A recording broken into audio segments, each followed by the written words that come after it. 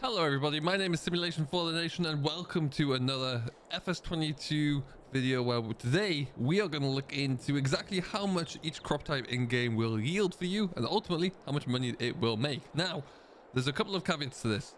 We have excluded sugarcane and cotton from these two, mainly because in my experience they take an awful long time to grow, but also perhaps more pertinent, they're very low yielding. So to get any kind of fair compromise here, we've just excluded those two, but the rest are all here.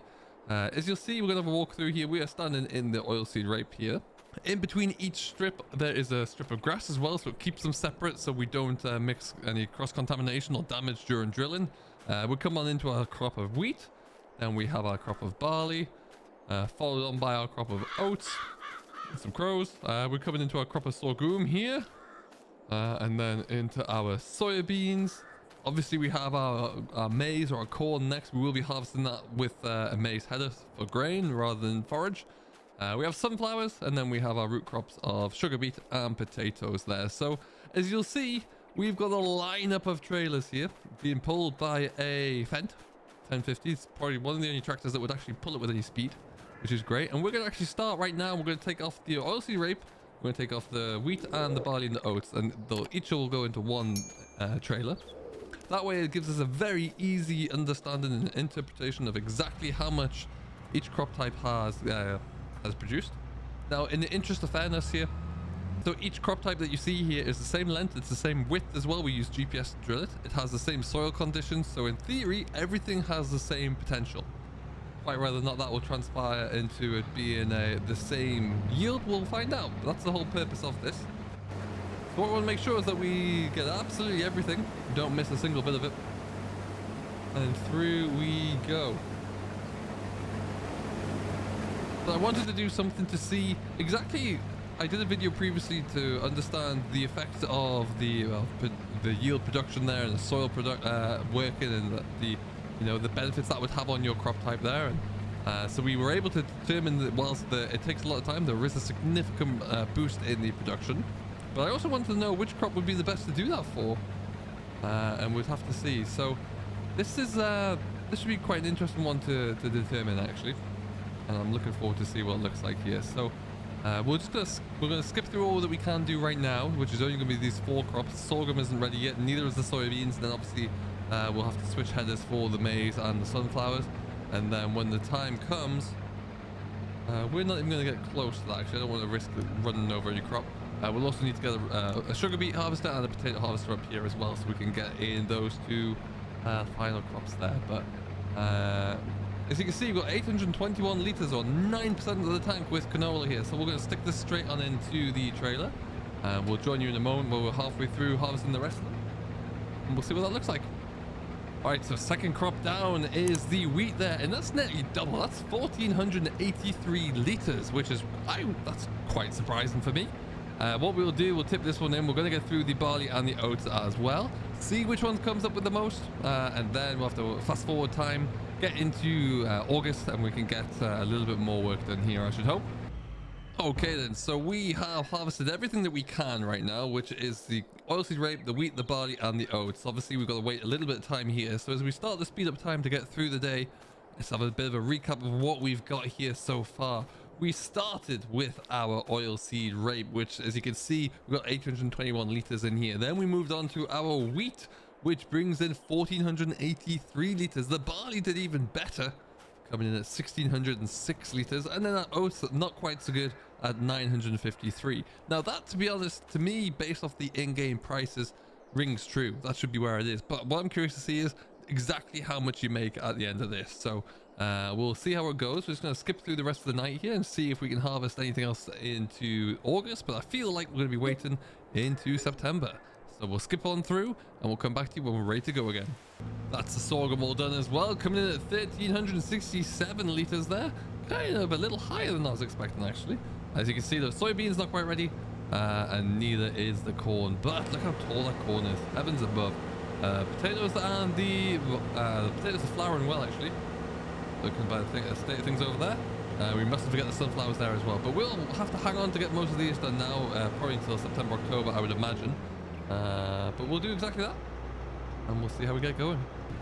And well, in what is perhaps the quickest crop to actually grow to its harvested stage, potatoes are now coming in as well, and these are looking heavy. So we will get this tipped into the trailer here. We're gonna have about 4,000 or 5,000 liters by the time we get to the end of this row, but we'll be done. And then after that, we have got from this way out there, we've got sugar beet, sunflowers, maize or corn, and then soybeans to go with as well. So we're really rattling through now. Won't be too much longer at all. So now we have our soybeans ready to harvest. We're going to get these in nice and quickly. Then we'll swap over the headers so we can get the corn harvest completed as well. Then it's just down to 2 final crops, sunflowers and sugar beet, that look like they're going to be just a little bit away. But yeah, we're really flying through here now. Be really interesting to see what this all looks like when we balance up there. What we'll do is we are going to look at obviously the number of liters that each crop has produced from this individual trial strip. But then also we'll have a look into the value that we currently have there as well. So let's figure out what that's going to look like. Then we'll understand which crop out of all these that we have produced today are the most valuable and the most effective to grow in your farm. Now, one thing to consider when we are harvesting maize here is, of course, that this method we'll only actually harvest the grain, whereas if you were to do forage with this maize, then you're obviously going to have a lot more bulk coming out of it for your per field. So really something to consider. Obviously you're going to be limited as to what you could use that for, as much as you are with just the grain here as well. But this is certainly a good inclination, a good idea of what that's going to look like. It's coming in at the moment they're higher than I expected actually. So it's going to be in line with around your wheat and your sorghum, which is pretty interesting to see. That's that one all done. Now, right, as I said, our sunflowers aren't quite ready yet. It's interesting to see them all leaning over towards the sun though. And then after that, we've got sugar beet to go. The sugar beet harvester is on its way. We'll skip through the rest of today, and then we're just down to 2 crops left to go. And would you look at that, these sunflowers are ready to go as well. So we'll fly through all these, and then we brought the sugar beet harvester up there as well. The tops are ready to come off, and we are ready to get this all done. So this is the last 2 steps that we need to take there. Then we are all good to run through and see exactly what we have. So I have to get our calculators out, figure out what we've got there, and calculate if they are all these crops are as balanced as they appear to be from the outset, and see which crop is going to make you the most money. And there goes our sugar beet harvester cracking along as well. So we'll catch up with that one. We'll tidy everything up once we've unloaded this into the, I think we're going to go into the 3rd but last trailer. So without doubt, the crop that has yielded the most is sugar beet here, coming in at 8,100 liters, which is extremely high. What we'll do is tip that all into this trailer anyway. Now obviously we do know that the root crops here are typically a lot lower in their value, which is understandable really when it's this high.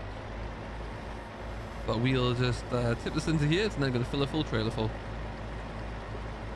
Okay, and then we are done with that. So we have our 10 trailers with 10 different crop types in, all varying different amounts depending upon the crop type in question. Most notably, our sugar beet came in around about 8,000 liters there, and our sunflowers came in at around about the 700 liters. So huge variances in between there. Now what we're going to do, we're actually going to sell each of these crop types, or look to see what the best crop type price is throughout the calendar year. So what I mean by this, if we look at our fluctuations here, you'll see that December and January are quite often the best times of the year to sell most of these crops, with the exception of a few. So what we'll do, we're in November now, we'll get into December, we'll look at selling off the oats in that time. And then we can also look into selling off, I believe, the potatoes, or can be sold as well. So we'll have a look through, see when we can sell everything off, when the best optimum time is to sell it. Because ultimately, if you are growing a full farm of this particular crop type, that's probably what you're going to be looking to do. So we'll figure out what that is, and we'll make a note down and figure out which price is going to be the best or which crop type should be sold when. And then we'll see, based off the number of liters we have, how much we're going to make. So let's figure that one out, shall we? Let's zip on through. I'll come back to you when this is all said and done, and we'll have a bit of an idea for you. Well then, folks, the numbers have been crunched. You can see we're in June now. We have to come all the way through to June to find the best price for our soybeans. But I have gone through. What I've done is I'm going to show you just a random. We'll use wheat as an example here.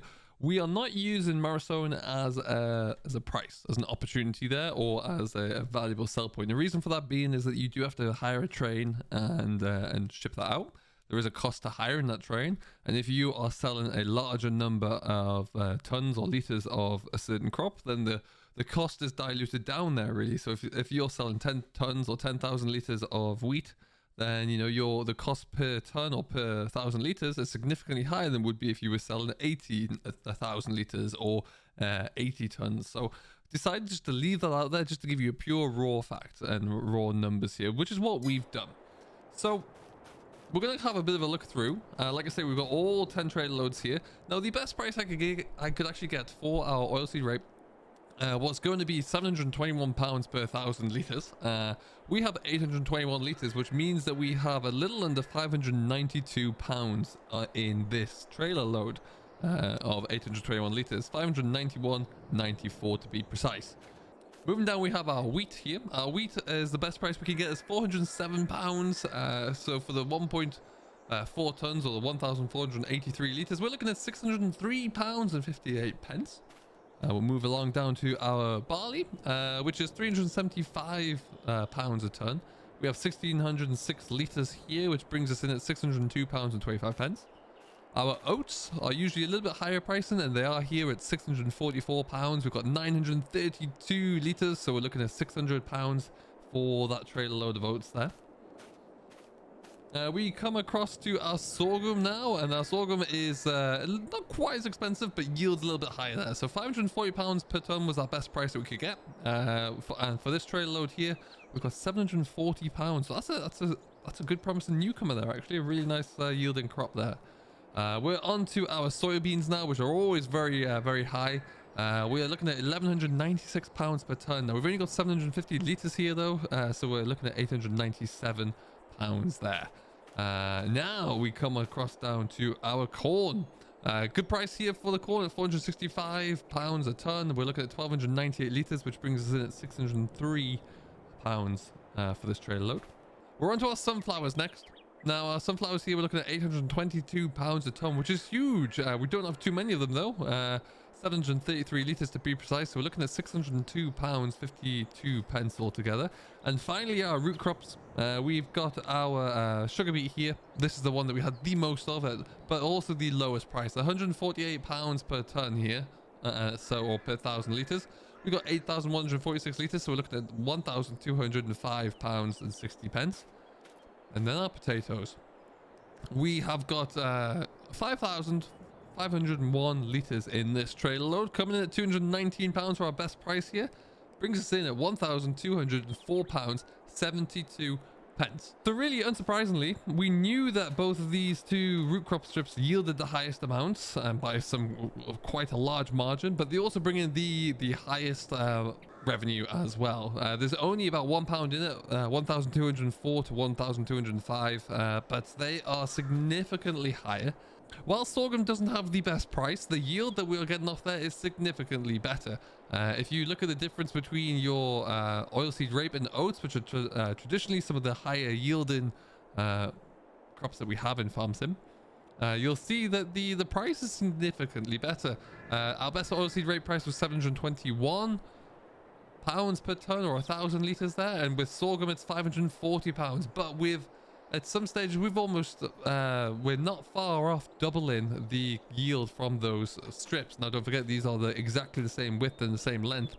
With our oilseed rape we got 821 liters, our oats we got 932, our sorghum brought in 1,371. So a real increase in the amount that we're going to be actually receiving there. So that's something to certainly consider. So while sorghum is the best cereal crop that you could definitely be producing here, sugar beet and potatoes are still by far and away actually the best value for money.